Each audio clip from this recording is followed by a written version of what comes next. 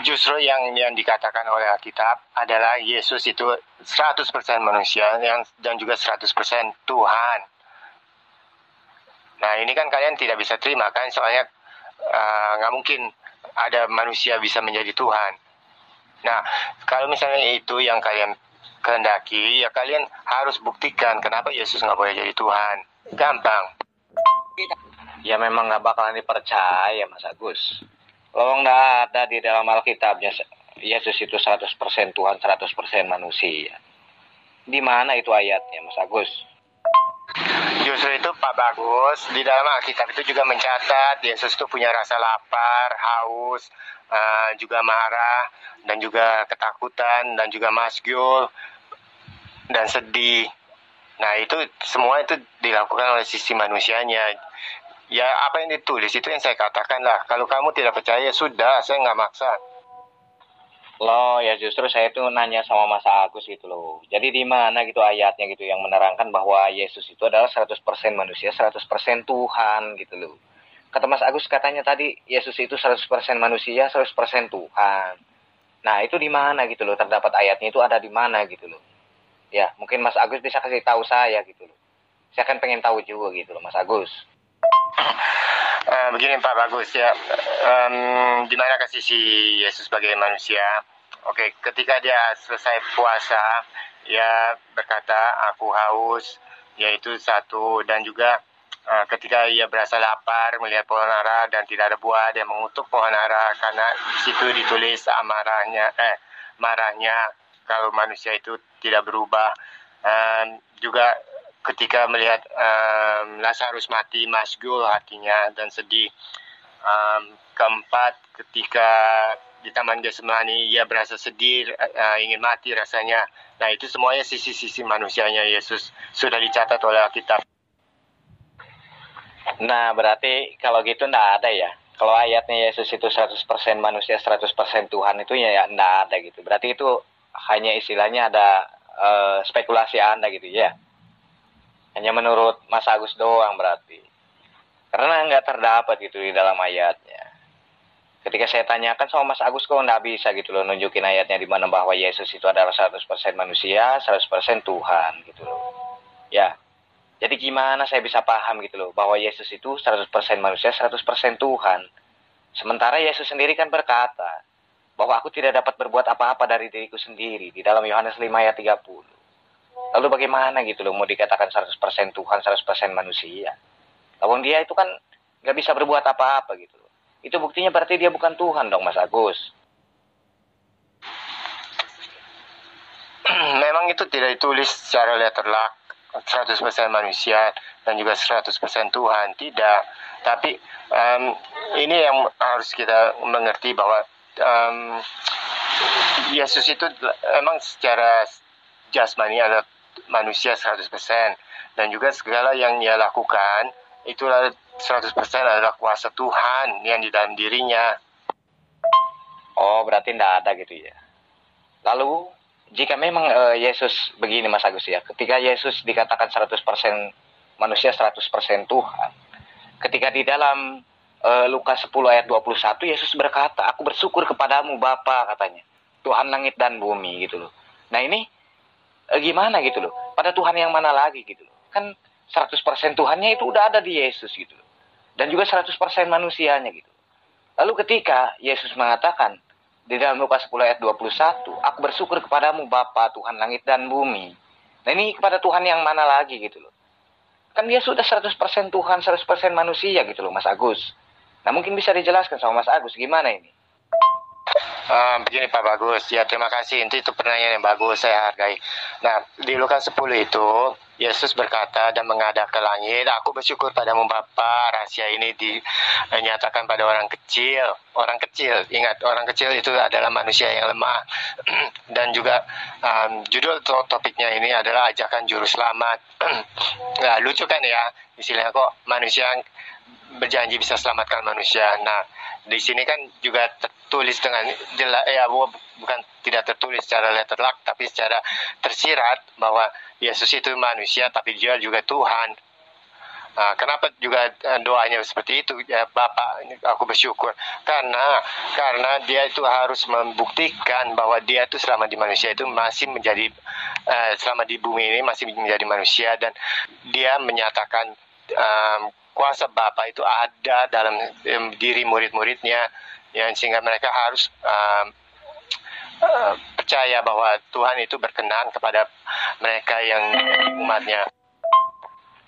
Iya, Mas Agus. Ya, saya juga ngerti. Tetapi kok agak bingung itu kalau saya nyimak gitu loh. Kata Mas Agus kan Yesus itu kan 100% Tuhan, 100% manusia. Ya, berarti keilahiannya Yesus itu kan udah 100% ada di diri Yesus. Dan dia juga manusia 100% gitu loh.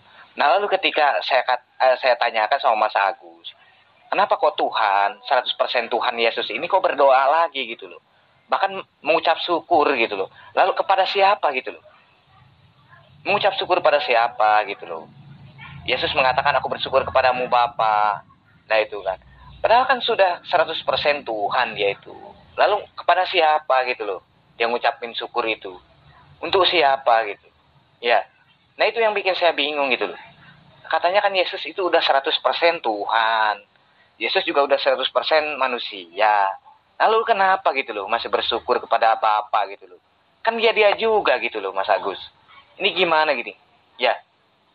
Penjelasannya itu gimana biar masuk akal saya gitu loh Mas Agus. Begini aja ya, saya tunjukkan ayatnya. Kenapa saya berkata 100% manusia, 100% Tuhan. Coba dibuka Yohanes 9. Oke Mas Agus, silakan ditunjukkan gitu loh. Di mana ayatnya gitu loh. Ya. Biar saya tahu gitu loh, biar saya tuh jelas gitu loh, biar enggak bingung begini gitu loh. Saya kan sedang minta penjelasan sama Mas Agus ini yang ahlinya gitu loh. Yohanes 9 bunyinya, waktu Yesus sedang lewat, ia melihat seorang yang buta sejak lahirnya. Muridnya bertanya kepadanya, Rabi, siapakah yang berbuat dosa, orang ini sendiri atau orang tuanya sehingga ia dilahirkan buta? Jawab Yesus, bukan dia dan bukan juga orang tuanya, tetapi karena pekerjaan Allah harus dinyatakan di dalam dia. Nah, justru dalam ayat ini gitu loh Mas Agus. Malah kok muridnya sendiri gitu mengatakan Rabi gitu loh. Ya, Rabi itu kan guru gitu loh. Pengajar gitu. Kalau di dalam Yahudi kan Rabi itu kan pengajar gitu, seorang guru gitu. Nah ini muridnya sendiri kan nggak memanggil Tuhan umpamanya gitu kan. Jika memang Yesus itu Tuhan ya berarti harusnya kan nggak bilang Rabi gitu loh. Dia tuh harus bilangnya itu Tuhan gitu loh. Nah ini kenapa gitu loh. Terus mau membuktikan 100% Tuhannya itu di mana gitu loh Mas Agus. Katanya 100% Tuhan, 100% manusia. Nah lalu ini muridnya sendiri kok bilangnya Rabi gitu loh. Bukannya Rabi itu kan pengajar gitu, guru gitu loh. Kalau dalam Yahudi. Dan Yesus kan memang Yahudi. Ya. Dicoba. Gimana ini Mas Agus itu? Bisa memahami saya itu. Gimana caranya itu? Nah itu kan yang setelah saya katakan dari kemarin, Yesus itu 100% manusia dan 100% Tuhan. Dan orang manggil dia Rabi. Kenapa? Karena mereka tuh melihat suatu mukjizat yang maha dahsyat yang dilakukan oleh seorang manusia biasa yang keluar dari seorang wanita. Belum. Nah, makanya itu kan Yesus berkata, bukan karena dosa orang ini atau orang tuanya, tapi karena pekerjaan Allah harus dilakukan di dalam dia. Nah siapa itu Yesus? Kok berani dia mengatakan, lihat aku menyembuhkan dia, yang buta ini menjadi melihat. Supaya orang tahu bahwa dosa ini yang membuat manusia buta tidak bisa melihat Yesus. Iya, justru masalahnya kan sangat membingungkan gitu. Katanya kan Yesus itu Tuhan. Tapi kok dipanggil Rabi gitu loh, guru gitu loh oleh orang Yahudi. Itu gimana gitu loh. Terus Mas Agus menyuguhkan ayat yang tidak membuktikan bahwa Yesus itu 100% Tuhan gitu loh. Ya di mana gitu loh ayatnya gitu. Ya, karena nih Mas Agus ini nggak bisa menjelaskan sama saya gitu loh. Dia kan muridnya itu bahkan manggilnya guru gitu, Rabi gitu loh. Di mana gitu loh menunjukkan bahwa ayat ini itu membuktikan bahwa Yesus itu 100% Tuhan gitu loh Mas Agus. Tuhan yang hidup. Kenapa muridnya memanggil dia sebagai Rabi? Ya karena mereka itu harus tidak pernah melihat Yesus pernah mengajarkan tentang dosa. Jadinya ia bertanya sebagai kapasitasnya sebagai guru, sedangkan Yesus mengatakan dosa ini supaya membuktikan bahwa dia sanggup mengampuni dosa manusia. Nah, justru Mas Agus ini kok bisa lebih tahu gitu daripada muridnya.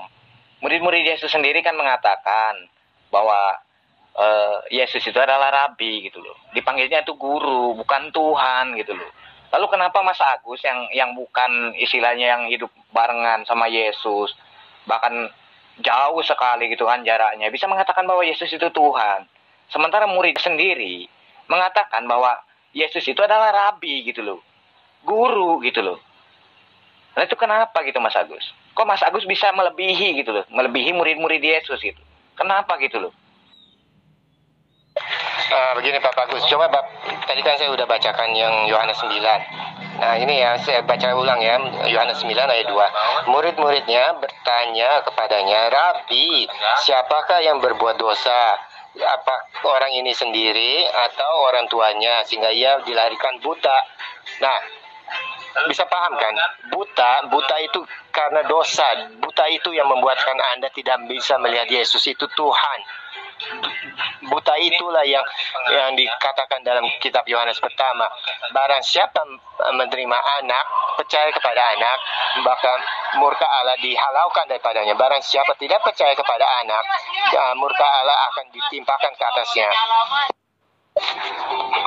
Makanya itu kan ditulislah bahwa muridnya bertanya, Rabi, siapakah yang berbuat dosa sehingga ia dilahirkan buta dari lahirnya orang tuanya, apakah orang ini sendiri? Nah, ini yang diajarkan Yesus dan yang belum pernah mereka dengar. Kok bisa ya penyakit itu disebut dosa? Anda paham sampai sini tidak? Dan kenapa Yesus itu dinyatakan Tuhan di ayat ini? Sebab tidak pernah ada ceritanya orang yang memelekkan mata seorang buta dari lahir. Dan juga Yesus mengatakan orang ini dilahirkan buta supaya pekerjaan Allah dinyatakan dalam orang itu dan kepada dunia. Oke, jika Mas Agus berbicara tentang Yohanes 9 ayat 2, ya seharusnya Mas Agus juga tidak melepaskan konteks di Yohanes 9 ayat 4 gitu loh. Ya, apa bunyinya di sana? Kita harus mengerjakan pekerjaan Dia yang mengutus aku. Itu kata Yesus loh. Jadi 100% Tuhannya di mana gitu loh. Tadi Mas Agus menunjukkan Yohanes 9 ayat 2 ketika murid-muridnya bertanya kepadanya, Rabi gitu kan. Iya kan benar itu. Muridnya itu mengatakan Rabi guru gitu kan. Siapa yang berbuat dosa? Nah, lalu kenapa gitu loh tidak dibaca lagi ayat 4-nya gitu loh. Coba kalau Mas Agus baca ayat 4-nya di Yohanes 9 ayat 4-nya gitu loh. Apa tertulis di sana? Kita harus mengerjakan pekerjaan Dia yang mengutus aku, itu kata Yesus kan. Berarti ada dia siapa gitu loh yang mengutus Yesus? Kan katanya Yesus itu 100% Tuhan dan Mas Agus ini membuktikan dengan ayat ini bahwa Yesus itu 100% Tuhan. Lalu kenapa tidak dibaca ayat 4-nya gitu loh? Ya, di ayat 4-nya kita harus mengerjakan pekerjaan Dia yang mengutus aku. Berarti yang mengutus Yesus, Dia yang mengutus Yesus. Nah, siapa dianya itu? Katanya Yesus 100% Tuhan. Gimana ini? Coba dijelaskan lagi. Ya, justru itu yang kamu harus pahami. Kenapa Yesus berani berkata kita harus melakukan pekerjaan-pekerjaan Dia yang mengutus aku? Pekerjaannya apa? Pekerjaan Allah. Karena pekerjaan-pekerjaan Allah harus dinyatakan di dalam Dia. Ya, kamu paham? Menyembuhkan orang itu adalah suatu kesaksian perbuatan Allah di antara manusia. Nah, justru semakin jelas di sini Mas Agus bahwa Yesus itu kan mengerjakan pekerjaan-pekerjaan Allah gitu. Berarti bukan pekerjaan-pekerjaan Dia sendiri dong Mas Agus. Nah, wong jelas kan Yesus mengakui kalau Dia itu kan utusan di sini. Ya, di Yohanes 9 ayat 4-nya kan kita harus mengerjakan pekerjaan Dia yang mengutus aku. Berarti Yesus itu yang mengakui kalau Dia itu adalah utusan. Berarti bukan Dia sendiri, bukan Allah itu sendiri. Ya, gimana dong Mas Agus? Ya, bahkan kan jelas bahwa dalam Yohanes 13 ayat 16, Yesus pula mengatakan seorang hamba tidak lebih tinggi daripada tuannya. ataupun seorang utusan daripada dia yang mengutusnya. Nah, di ayat ini ya yang Mas Agus tunjukkan bahwa Yesus itu 100% Tuhan, justru memperjelas gitu loh, bahwa Yesus itu adalah utusan dari dia yang mengutus Yesus gitu loh, dari Allah itu sendiri yang punya pekerjaan. Berarti bukan Yesus itu Allah gitu loh Mas Agus. Gimana ini cara menjelaskannya Mas Agus?